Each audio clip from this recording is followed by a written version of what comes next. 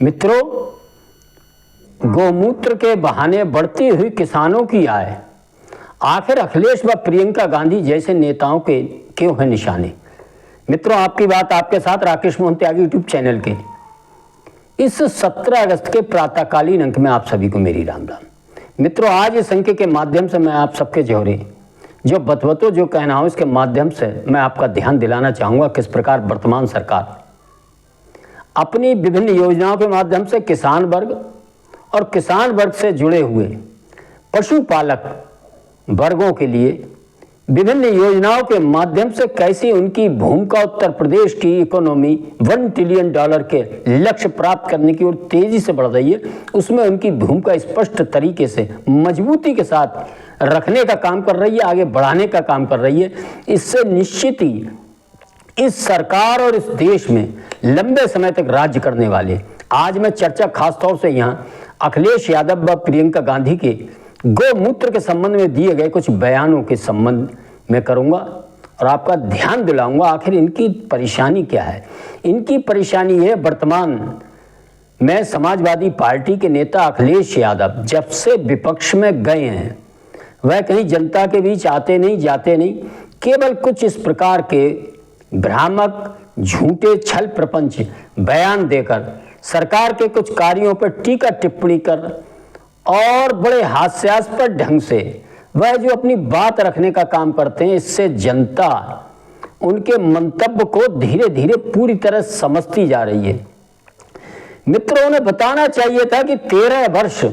उनकी व उनके पिताजी की सरकार रही, आखिर किसानों के लिए उन्होंने 4 महत्वपूर्ण काम क्या किए थे 4 बार की सरकार में। उनको बताना चाहिए था पशुपालक समाज के लिए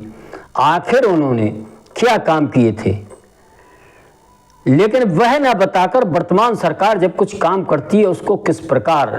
टिप्पणियां करते हैं, सतही टिप्पणियां करते हैं, बहुत हल्की टिप्पणियां करते हैं। और उसके पीछे का जब हम मंतव्य देखेंगे तो खास तौर से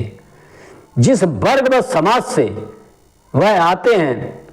गौ पालन के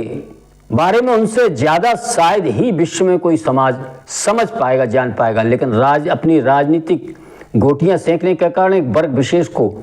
खुश करने के लिए वे किस प्रकार गौ पालन से संबंधित सरकार की विभिन्न योजनाओं का जिस प्रकार मजाक उड़ाते हैं, और इस मजाक उड़ाने के क्रम में वर्तमान सरकार ने जिस प्रकार पशुपालकों के लिए व्यर्थ बहने वाले गौमूत्र को एकत्र कर एक प्रोत्साहन राशि के रूप में कुछ धन देने का प्रस्ताव दिया था और उसकी सारी योजना बनाई जा रही है। क्योंकि अब पशुओं का गौमूत्र भी एक महत्वपूर्ण उत्पाद के रूप में विश्व में धीरे धीरे अपनी पहुंच और मांग के आधार पर किसानों के लिए, पशुपालकों के लिए एक आय का एक स्रोत हो सकता है। मित्रों, वर्तमान सरकार ने ऐसा नहीं है कि केवल गौमूत्र या गोबर से ही इस प्रकार का काम शुरू किया, इससे पहले भी गोबर के लिए भी इसी प्रकार की बात करी थी। और जिस प्रकार इस प्रदेश के अंदर लगातार गौवंश के लिए, आवारा पशुओं के लिए धीरे धीरे सरकार गौशालाओं के माध्यम से व अन्य माध्यमों से उनको संरक्षित करने का काम कर रही है। इससे भी ये नेता खासतौर से अखिलेश यादव जो आवारा पशुओं की समस्याओं को लेकर काफ़ी चिंता व्यक्त करते रहते थे, लेकिन चिंता के अलावा कभी भी ये लोग रास्ता नहीं बताते कि हमारी सरकार आएगी तो हम क्या करेंगे।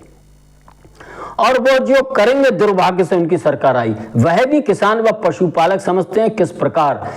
इस प्रकार के पशुओं का वह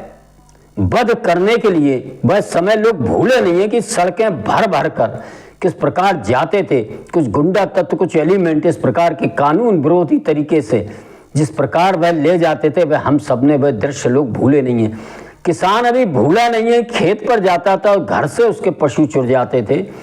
और घर आता था तो दद्दा मेरे बा के इंजन की नौजिल प्लेंजर निकल जाते। इसी प्रकार वह खेत रखाए या घर रखाए, और खेत और घर रखा ले तो उसके छोटे छोटे बच्चे, बेटियां जो विद्यालयों को व उसके बेटे कहूँ काम करने को जाते, तो ये पता नहीं होता था शाम तक वह सुरक्षित वापस आएंगे या नहीं आएंगे। ऐसा तो ना उनकी कहूँ पकड़ हो जाए और फिर जीवन भर की कमाई इस प्रकार के पकड़ करने वालों को समर्पित करना पड़ती थी। आए दिन बेटियों की इज्जत पर कीचड़ उछलने वाले सौदे जिस प्रकार मूंछों पर ताव देते हुए थानों में बैठते नजर आए थे, ये भी जनता मित्रों अभी भूली नहीं है। इन सारी चीजों पर ध्यान ना जाए, जनता इन और चर्चा ना करे, इसके लिए वे लगातार इस प्रकार के ढोंग आडंबर युक्त कुछ बातें करके ही अपने राजनीति को तीसरी समझ लेते हैं। मित्रों, इसी क्रम में मैं आपका ध्यान दिलाना चाहूंगा, प्रियंका गांधी वाड्रा कांग्रेस की नेता हैं, उन्होंने भी आईआईटी निदेशक बी कामकोटी को जो पर्चा जो लीक के मामले में चर्चा के दौरान आईआईटी मद्रास के निदेशक बी कामकोटी का नाम आया था, उनके नेतृत्व में एक कमेटी बनाई गई थी, किस प्रकार आगे आने वाले समय में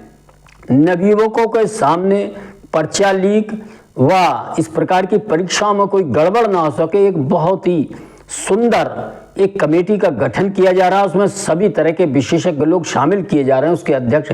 बी कामकोटी के नाम को लेकर जिस प्रकार प्रियंका गांधी ने उन्हें गौमूत्र विशेषज्ञ बताकर एक उपहास करने का उनके काम किया था, यह भी समझ में आना चाहिए उनको। वर्तमान समय में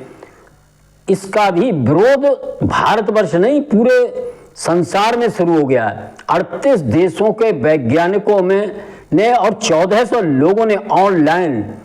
प्रियंका गांधी के बी कामकोटी को गौमूत्र विशेषज्ञ, वो हैं इस मामले के विशेषज्ञ भी हैं, और उन्होंने बाकायदा शोध करके गौमूत्र की विशेषताओं के बारे में ये किस प्रकार उसका उपयोग बढ़ सकता है उसके बारे में भी बताया है। लेकिन प्रियंका गांधी का यह विरोध धीरे धीरे बढ़ता जा रहा है। मित्रों, इसी प्रकार उत्तर प्रदेश के अंदर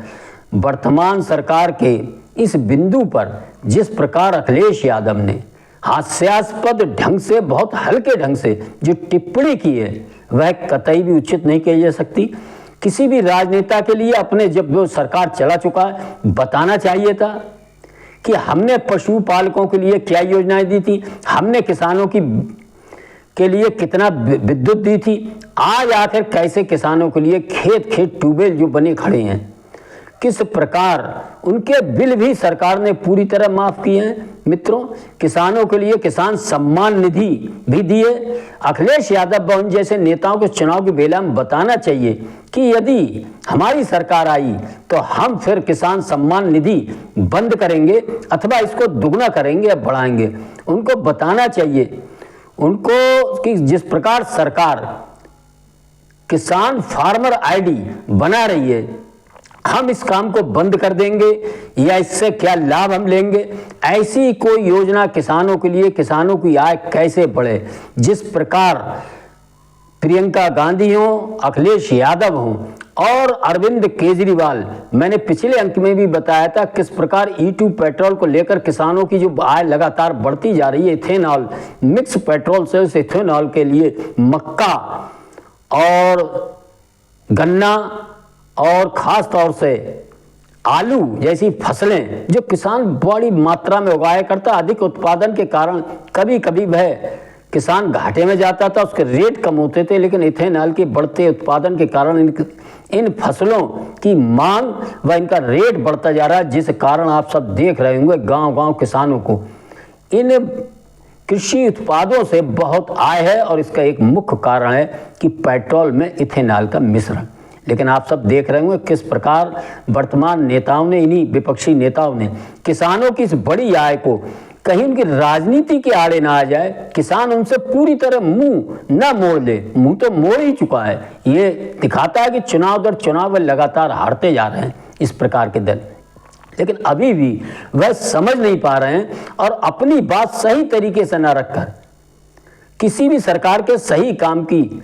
आप प्रशंसा भी कर सकते हैं और उसके बाद बता सकते हैं इन्होंने इतना दिया है, हम आएंगे तो हम और ज्यादा बढ़ाएंगे। लेकिन आ ये रहा है, अखिलेश यादव लगातार 3 योजनाओं पर सरकार की प्रहार कर रहे हैं। एक तो गल्ला वितरण, मुफ्त गल्ला वितरण। ऐसा लगता है जैसे कि यदि उनकी सरकार आई तो वे राशन व्यवस्था में जो जनता के लिए मुफ्त गल्ला वितरण दिया जा रहा है वह बंद कर देंगे, लेकिन वे कह भी नहीं पा रहे हैं। ये रहस्य का विषय है मित्रों। इसी प्रकार वह पशुपालन के लिए, गौशालाओं के लिए वह नहीं बोल रहे कि हम गौशालाओं को और ज्यादा बनाएंगे, इनको और पैसा देंगे या इनको हम बिल्कुल बंद कर देंगे और इन आवारा पशुओं का क्या करेंगे, ये सब जनता समझ रही है मित्रों। इसी प्रकार खास तौर से गौ प्रश्न पर वो लगातार जिस प्रकार उपहास और हिंदू संस्कृति के अन्य प्रश्नों पर जिस प्रकार वो उपहास उड़ाने का काम करते हैं, उसी क्रम में उन्होंने सरकार के इस गौमूत्र खरीदने की योजना का जो उपहास उड़ाया है, आने वाले समय में निश्चित ही उनको जवाब देना पड़ेगा। मित्रों, इस अंक में अपनी वाणी को विराम देने से पहले मेरा अनुरोध है, मेरे इन अंकों को सुनकर लाइक करें, शेयर करें, चैनल को सब्सक्राइब करें तथा अपनी कीमती राय कमेंट्स के माध्यम से जरूर देंगे। धन्यवाद। जय श्री राम, जय श्री वाल्मीकि भगवान, भारत माता की जय।